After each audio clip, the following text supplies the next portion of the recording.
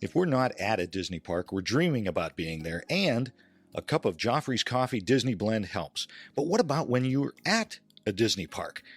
The Joffrey's Disney Kiosk and Restaurant Locator will make sure you never miss out. Whether it's a cool drink on a hot summer vacation or a great cup of coffee at a Disney signature restaurant, Joffrey's has you covered. Check it out at Joffreys.com. Please stand clear of the doors. Por favor, manténganse alejado de las puertas. Ladies and gentlemen, we are currently holding for further traffic clearance. Once the monorail in front of us moves a safe distance away, we will resume our forward motion.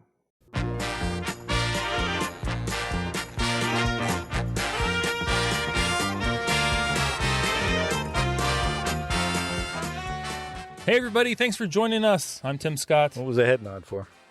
What was that all about? You ever talking like your head goes back?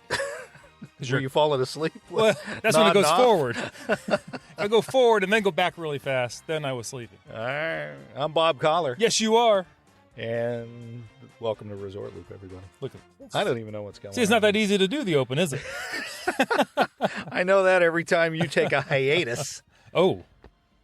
That means a doctor's appointment. Oh, I thought you were talking about my medication. Well, you need yes. you need more medication. I need a fresh hiatus.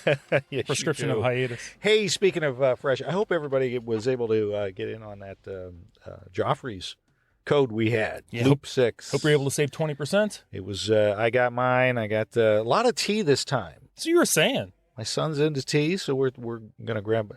They got great tea as well. They do have great tea. We got some great coffee and great tea, so we're looking forward to that. What about you? What'd you get on? I got no tea at all. I got the Mexico, the Cafe Femenino we talked about a couple weeks ago, whatever that was. Yeah. Some Dutch chocolate and some park stuff around the parks. We're hoping to talk to Krista Mezzo, the COO of Joffrey's Coffee and Tea Company. He just got back from a trip where he was talking with some of the ladies from the Cafe Femenino. He's always getting back from somewhere. He is a he busy travels. man. Oh my gosh, we can't nail him down at all. So. Shows in the coffee. But anyway, hope everybody is enjoying their run up to Valentine's Day. You know it's coming. It's like in 2 days. Why, hello. Hey, there's still time. Don't say it to there's me. Still and don't look at me so creepy. That's what everybody says when I talk to them. Don't look so creepy. But, yeah, make sure you get something nice. Get something pretty. I hope so. I hope so, too. Anyway. Hope I pull it off. We just thought we'd touch on it. It's going to be a short show today, guys. We had to talk about. Absolutely. Of course, we're talking about the passing of Ron Miller. We thought that'd be kind of important to talk about because Ron, I mean, this is now, we're getting into our generation of CEOs of the Disney Corporation. Of course, he was CEO of the Disney Corporation from, 78 to 84, I believe, is when yes, he was. And, that's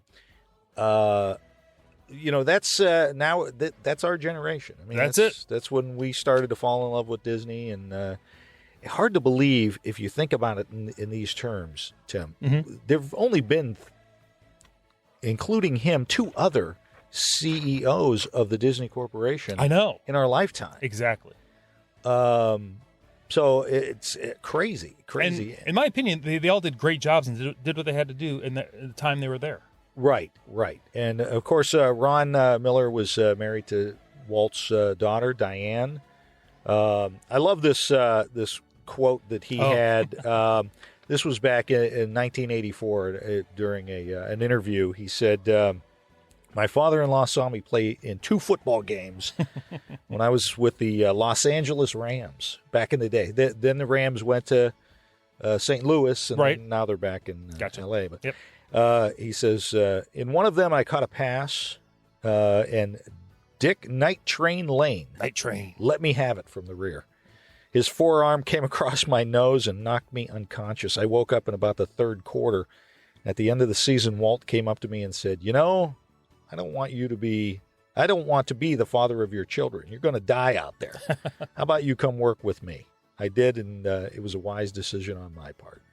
So a lot of history there. Of course, Ron knew Walt as his father-in-law, but also was his boss. Right. Which, but when it came time for him to become CEO, he did a great job. I mean, I can only imagine, like, when all this happened and he, was hired in by Walt. Right. Everyone's like, oh, great. Great. He's hiring the son-in-law. Nepotism going on there. He's hiring the son-in-law. Now we got to, get this guy. Right. I can work with this guy who doesn't know anything. And from everything I've read and seen, and, from what I remember back in the day, he hit the ground running. Absolutely. He knew what he was doing. And not taking anything away from Michael Eisner or Bob Iger. No. You got to think that Ron Miller was the last CEO of the company that knew what Walt really wanted. Right. With the company. Yeah. I mean, they had to have had numerous conversations. I got to believe constantly. About what Walt had wanted for the company and all of that. But some of the great things that he did as CEO, 78 to 83, or 84 rather, started Touchstone Pictures. How big of a deal was that? With Splash, Ron Howard directing. Little guy called Tom Hanks. Little guy, Tom Hanks. I wonder if he's done anything else. He played Walt Disney semi-recently. He's run the gamut for the Disney company. Yeah, I mean, that was a huge thing. We're going to start making a huge, more adult fare. And I remember reading about this back in one of the books that I read, that one of the things that Walt always felt, he always felt out of place in Hollywood. Mm-hmm. And always, because of being an animator, and I'm sure, people who are making quote unquote real movies, right, probably looked down on animators, or at least he felt like, he was being looked down. Oh, that's the guy that does the cartoons. Yeah. He's, he doesn't do anything serious. No. He's drawing. The fact that Ron came and said, we're going to start our own studio where we can do other type of films, probably was, again, one of those conversations that him and Walt had right, about making real movies and Walt's disappointment in that. How about the Disney Channel? Started the Disney Channel. I had no idea he was an integral part of coming up with that. That's fantastic. Talk about a vision. A vision and bringing so many kids up throughout their childhoods. Right. The Disney Channel, still going strong. Huge. Unbelievable. Innovator in computer animation. Tron. I love Tron. I did. I mean, nothing wrong with Tron. You look at it today and you go, "Wow, that was pretty bad." You look back at any old movie and say the movies look bad. Yeah. You can't judge yesterday's movies with today's technology. No, don't do it. You cannot. Don't do it. And you can't judge Jeff Bridges on the stuff he's doing today. Oh, wait a minute. Sorry, we took a turn there. Wow, I don't know where you're going. I don't know where I was going either. Found some young fledgling animator called Tim Burton. Who's that? Helped him along with some stuff. And planted the seeds for future projects, including Who Framed Roger Rabbit. What a fantastic movie that is. Talk about cutting edge at the time. Oh. Cutting edge at the time. Originally I think it was Walt with the Alice Chronicles, where he included the little girl Alice in animation. Right. Started kind of coming full circle. Yes. With Walt's vision. Again, a lot of conversation. I would have loved to talk to Ron Miller and just the conversations that he must have had. Oh, I know. Let's see. What else did Ron do? Well, he produced a lot of movies for the Disney company. Absolutely, he did. I was a huge fan. Now, for all these movies, not all these movies, but most of those movies were those, those 70s kind of quirky family live action. He did my favorite, Snowball Express. Listen. That was fantastic. Hold up. You and I grew up with those. Ain't nothing wrong with us. Well, again, don't go by us. Don't go by us. I'm going to read some of these movies. Yeah. Can I do that? Oh, yeah, go ahead. The Black Cauldron. That's a cult favorite. Did you know that? Absolutely. Of course I knew that. Tex.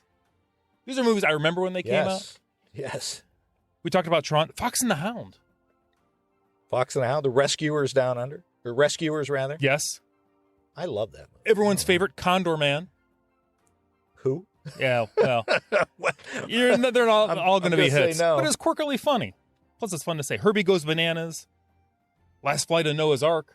How about Remember Escape to Witch Mountain? Fantastic. I was remember madly in love with the little girl. Thank God you said that. I was a little boy at the time, so don't judge. Are you sure? She's an adult woman now. I'm sort of. No, an adult everybody man. knows what you're saying. Yeah.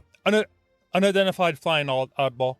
Remember that one? I do. That was so much fun. I think when that one came out, it was actually called like a Spaceman in King Arthur's Court. I remember seeing that title at one point. Yeah. How about Pete's Dragon?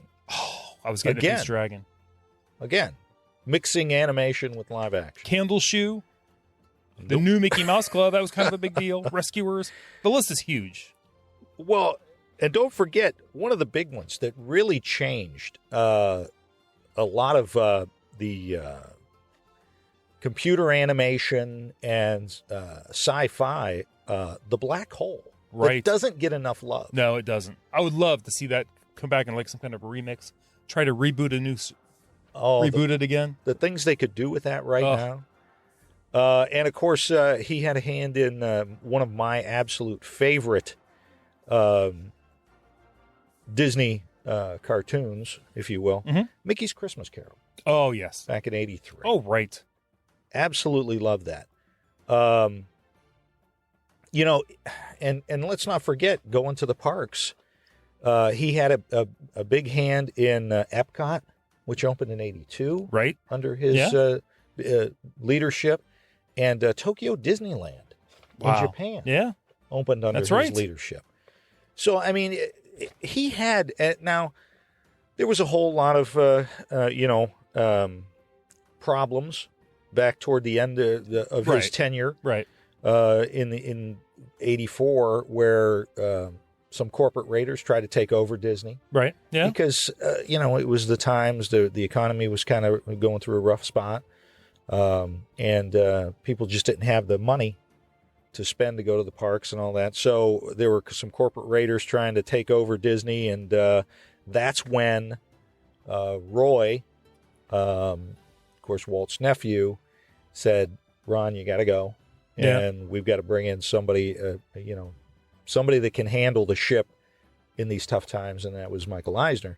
Ron was, as I remember reading, because I read Storming the Magic Kingdom. That's the name of the book. I'll put a link up to it for Amazon. Great book if you want to find out about that whole time.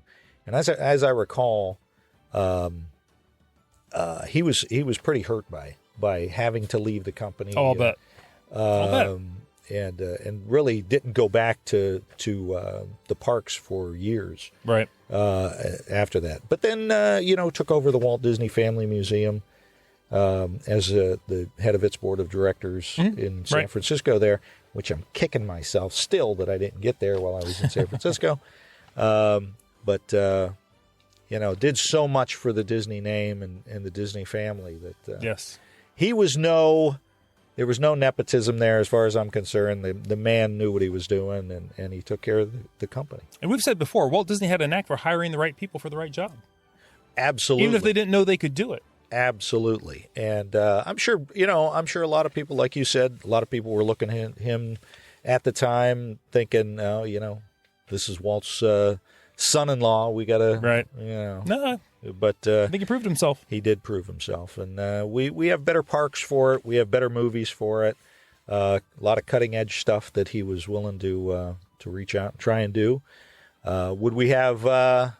Marvel and Star Wars now if he hadn't have started the whole Touchstone. Exactly. So we thank Ron Miller. This is a celebration of his life. We're not feeling bad. Everybody, it's all our time eventually. Well, there you go. So, and it's what you do with that time that is most important. And he did a great deal for all of us in Illumination. They say it's all about the dash. There you go. There you go. Thank you, Ron Miller. And Tim, that is all I've got. Well, everybody, go out there and watch one of those movies this weekend. Watch The Boatniks. The boat Snowball necks. Express. That Oh, darn my cat. Just watch any of those. That darn That's cat. the best thing you can do. No, that's your cat. That is a darn cat. You don't That thing say hisses darn at me all the usually. time. No. That cat hates my guts. Yes, it does. Tim Scott, Facebook, Twitter, the website, ResortLoop.com. Hey, like us on Facebook, rate us on iTunes, and go over to YouTube and hit Yeah. subscribe. We can really use some help over there with our YouTube channel. And what else should folks do, Tim? Everyone, please share the gateway to the magic. See you, everybody.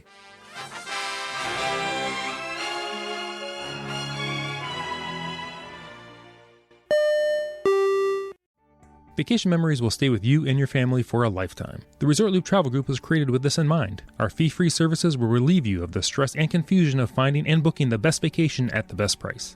After booking, we will continue to monitor for ways to save you even more on your vacation. We will check for any upcoming packages and discounts to save you as many vacation dollars as possible. Resort Loop Travel Group, gateway to your magical vacation memories. Get a quote, or for more information, visit ResortLoopTravelGroup.com.